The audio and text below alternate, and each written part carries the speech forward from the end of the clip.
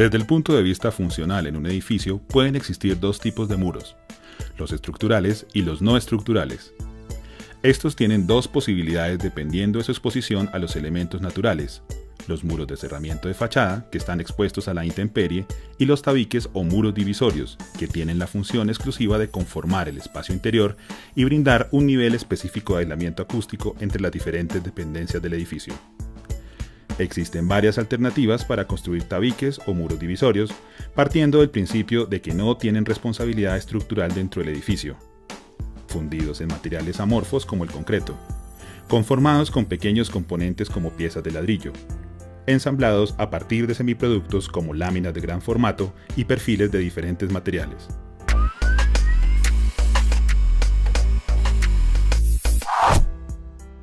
Los sistemas de tabiquería livianos de construcción en seco son conocidos comúnmente como drywall.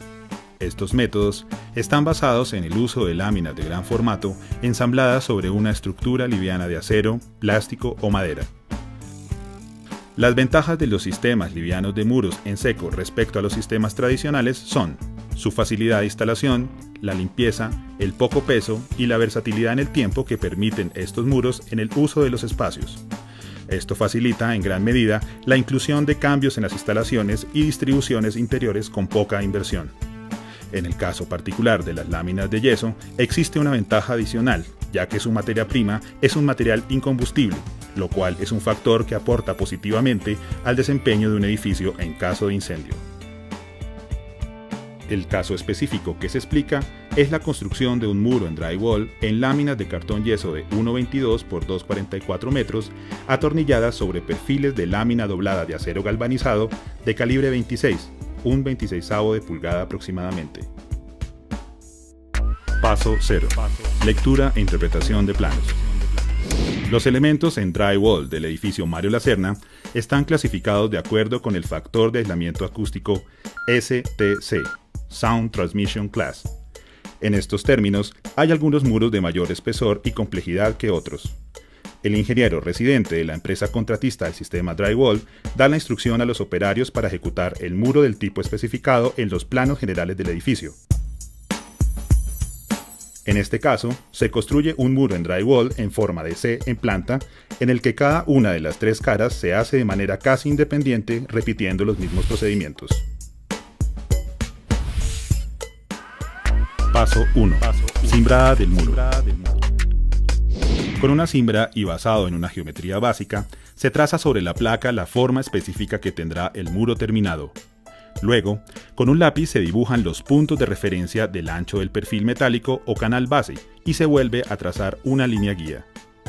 Después, con un nivel electrónico se traslada a la placa de arriba la ubicación del perfil superior, tomando como referencia un rayo láser que determina el sitio preciso de su localización.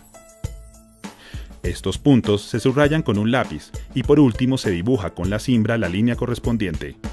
Para los trazos siguientes se verifica la ubicación precisa y perpendicular al plano horizontal con una plomada que desempeña la misma función del nivel de láser.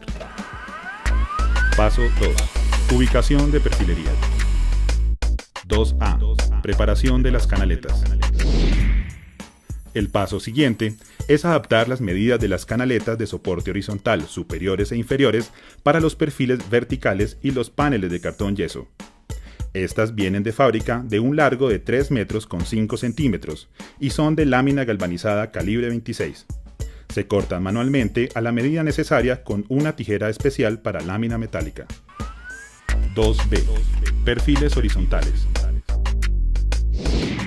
A continuación se fijan las canaletas inferiores a la placa de concreto con una pistola de fijación directa accionada por disparos de pólvora. Después se repite el procedimiento para ubicar la canaleta superior. De esta manera, quedan armados dos perfiles en forma de C, arriba y abajo, que deben estar a plomo y con las medidas definidas por los planos generales. Las fijaciones para concreto son clavos de acero y no deben tener una distancia entre centros de más de 60 centímetros. 2C. Perfiles verticales. Una vez fijadas las dos canaletas horizontales, se procede a ubicar los perfiles verticales y se unen entre sí con un tornillo autorroscante para sistema drywall con la ayuda de un atornillador eléctrico. El distanciamiento debe ser de 60 centímetros entre ejes, para garantizar que los apoyos coincidan con la modulación de las láminas. Así, cuando se terminan de corroborar medidas y plomos, se procede a anclar todos los perfiles iniciando en la canaleta superior y luego en la inferior. Es importante destacar que los perfiles verticales tienen perforaciones previstas para los pasos de instalaciones por entre los muros. Al finalizar el proceso de fijación de la perfilería, se hace de nuevo una verificación de plomos. Paso 3. Fijación de láminas de la primera cara. En el momento en que queda completa la estructura de soporte, se preparan las láminas de yeso según el despiece del muro que se está construyendo. Estas láminas, de 1,22 m de ancho por 2,44 m de largo, son relativamente fáciles de cortar. Con la ayuda de una guía recta, en este caso una canaleta metálica y un bisturí, se hace un solo corte y con un golpe suave se desprende la pieza requerida. Al terminar el corte, el panel se lija en los bordes para lograr un mejor acabado. Finalmente, previo a la colocación, se disponen dos pequeñas piezas de la misma lámina en el suelo para evitar que con el tiempo la humedad estropee los paneles y para dejar el espacio suficiente para el acabado final de piso. Esta junta debe ser mínimo de 1 centímetro de altura. Posteriormente, se trazan los puntos en donde la lámina se anclará a los perfiles verticales con un distanciamiento de 25 centímetros. Luego, se ubica en el sitio correspondiente sobre la perfilería e inmediatamente se ensambla con un atornillador eléctrico. En el sentido horizontal, la distancia entre ejes de los perfiles metálicos y de los tornillos es de 16 pulgadas, o sea, un poco más de 40 centímetros. Asimismo, es deseable que las láminas se dispongan en sentido horizontal, similar al aparejo común de un muro de ladrillos trabados, para lograr así mayor estabilidad. Todas las juntas entre láminas deben quedar a tope sin dilataciones. Al finalizar la disposición de las láminas de yeso, se verifica que la superficie haya quedado plana con una boquillera. Paso 4. Ubicación de instalaciones.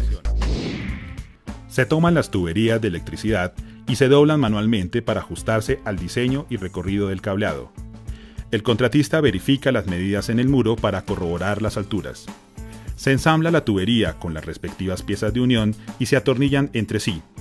Para estas instalaciones se dejaron las perforaciones ya previstas en la placa de concreto. Después se alistan las cajas, en donde quedarán embebidos los interruptores y las tomas. Se unen estas piezas con la tubería y se verifican sus medidas. Se termina esta parte del proceso ubicando a presión una pieza de ajuste que garantiza la estabilidad del interruptor y adaptando una pieza metálica que asegura la posición de la tubería eléctrica.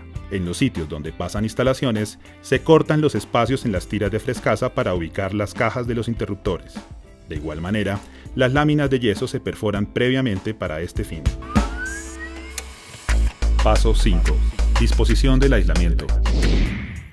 De acuerdo con los índices de aislamiento acústico, se determina el espesor del muro y la proporción de material aislante. Para estos muros se utilizó frescasa, un derivado de la fibra de vidrio que además cumple funciones de aislante térmico. Esta viene por rollos de 48 pulgadas o 1,22 m que se cortan después en 3 tiras de 16 pulgadas o aproximadamente 40 centímetros, de tal manera que coincidan con la modulación de la perfilería vertical.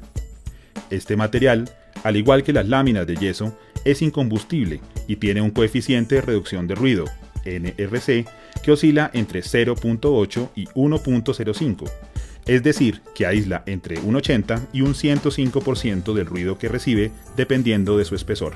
Con el rollo del ancho requerido en el sitio de trabajo, se empieza a cortar en el sentido transversal para ajustarse a la altura del muro.